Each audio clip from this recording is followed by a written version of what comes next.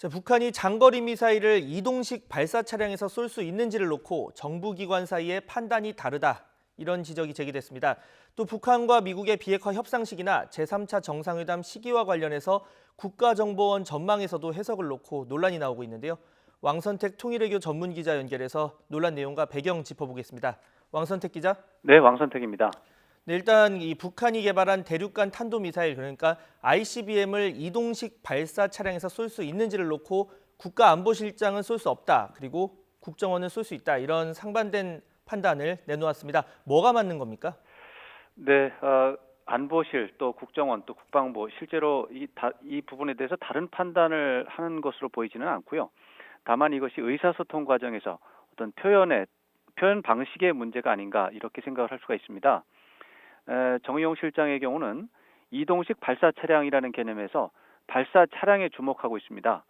북한이 발사 차량에서 바로 쏘지 못하는 상황을 강조를 해서 기술 부족을 거론한 것인데요.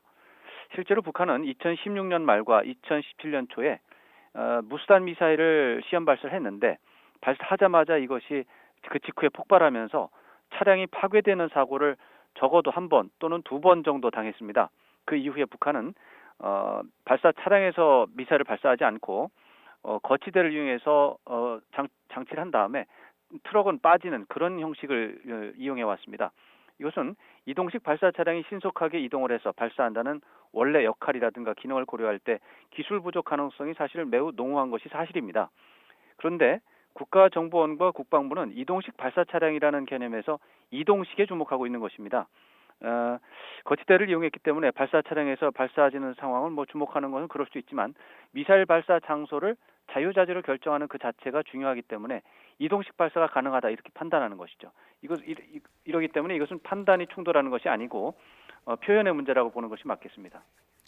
네, 이동식 차량에서 쏠 수 있느냐는 우리의 탐지 여부와 관련이 있기 때문에 굉장히 중요한 문제인데 또 이와 관련해서 이 북한이 최근 개발 중인 4가지 종류의 미사일 그리고 방사포의 위협 수준에 대해서도 판단이 엇갈리고 있다고요? 네, 그렇습니다. 저는 이것도 역시 표현의 문제라고 보고 있습니다. 정의용 실장의 경우는 이제 위중한 위협으로 보지 않는다라고 하는 국회 답변이 있었고, 이제 서훈 국가정보원장의 경우는 어제 위협이 된다 이렇게 발언을 했기 때문에 외형상 이것이 충돌 또 모순으로 보이는 것이 사실입니다. 그런데 정의용 실장의 발언은 위협이 될 수 있지만 위중한 수준이 아니다라는 점에 무게중심이 있는 그런 문장입니다. 사실 북한이 최근 12차례 이제 미사일과 방사포 실험을 진행을 했는데 이것이 대부분 개발 단계입니다. 그리고 미사일 특성에 대해서 대부분 파악이 된 상태라는 점에서 위중하다고 판단하기에는 이런 시점이라는 것은 이것은 사실입니다. 그런데 위중한 위협이 아니라고 하는 이제 국가안보실장의 발언이 위협이 아니다라는 의미로 받아들여질 수 있기 때문에 이제 더 세심한 표현을 사용했어야 됐다 이렇게 이제 볼 수가 있는 것이죠. 사실 이제 안보와 관련한 사안에서 공개적으로 답변할 때 충분히 검토된 문장을 사용하는 것이 적절하다라는 교훈이 다시 한번 재확인된 것입니다. 그리고 정부 고위 당국자 발언은 우리 정부의 정보 수집 능력이나 주변 국가에서 또 정보 제공 협력자의 신분을 노출한 정보 제공 협력자라는 것은 다시 말하면 아주 쉽게 말하면 간첩입니다. 이제 우리 정보를 위해서 협조하는 그런 사람들의 신분을 노출할 수 있는 근거를 제공할 수 있기 때문에 아주 세심한 검토가 필요한 사안입니다. 판단의 차이는 아니고 이 표현의 차이지만 더 세심한 표현이 필요하다 이런 말씀을 해주셨고 네. 자, 자꾸만 이 엇박자 이야기를 물어보게 되는데 이 국정원이 또 북한이 미국과의 3차 정상회담을 12월로 작정을 했다. 이런 말도 있고 또 단순한 추정이다. 이런 보도도 있었습니다. 좀 팩트 확인이 필요할 것 같은데요. 이것도 역시 표현의 문제라고 생각할 수가 있습니다. 이제 어제 국가정보원 국정감사 과정에서 나온 발언을 이제 국회 정보위원회 간사 브리핑이 있었고 이제 근데 그 과정에서 오해가 발생을 했다 이렇게 볼 수가 있습니다. 국가정보원의 경우는 김정은 국무위원장이 지난 4월 12일에 최고인민회의 시정연설에서 연말까지 미국이 새로운 계산법을 갖고 나온다면 정상회담을 해볼 용의가 있다 이렇게 발언한 것을 기준으로 해서 북미 협상 상황을 전망하고 있는 것입니다. 그래서 12월에 만약에 정상회담을 한다면 최소 3, 4주 정도가 필요하기 때문에 11월 말이나 아무리 늦어도 12월 초에는 북미 실무 협상을 해야 한다라는 계산을 제시를 했는데 이것을 이제 브리핑을 전달하는 과정에서 북한이 12월에 정상회담을 추진하는 계획을 갖고 있다라는 그런 의미로 이제 오해가 생긴 것으로 추정할 수 있습니다.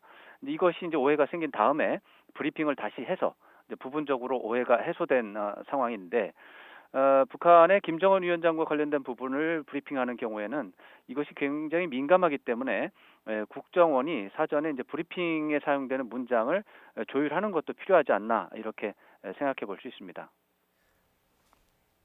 네, 이번에는 한미 관계 이야기를 해보겠습니다. 미국의 데이빗 스티렐 국무부 동아태 차관보가 오늘 방한하는 것으로 알려졌는데 지금 한미 관계가 이 지소미아 문제로 긴장 국면을 다소 보이고 있습니다. 아무래도 이번 만남에서도 지소미아 문제가 가장 큰 관심사라고 볼 수 있겠죠?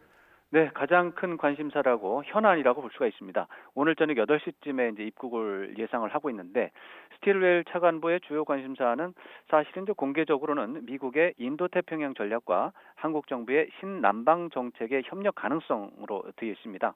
그런데 지소미아는 말씀하신 것처럼 현재 한미 동맹을 위협하는 중대 현안입니다. 그렇기 때문에 당연히 논의를 할 것으로 예상을 하고요. 그런데 이제 이 두 가지, 그러니까 인도태평양 전략과 지소미아 이 두 가지는 별개의 주제로 보이는데 구체적으로 들어가면 지소미아가 인도태평양 전략 차원에서 검토가 될 수 있습니다. 그래서 결국에는 이제 두 가지가 같이 묶여 있는 거라서 상당히 진지하게 논의될 것으로 예상을 하고요. 또 인도태평양 전략 자체만 가지고 봐도 미국이 구체적인 방향성을 갖고 동아시아 국가들의 참여를 권고하는 노력, 이것이 이제 사실상 이번이 처음입니다.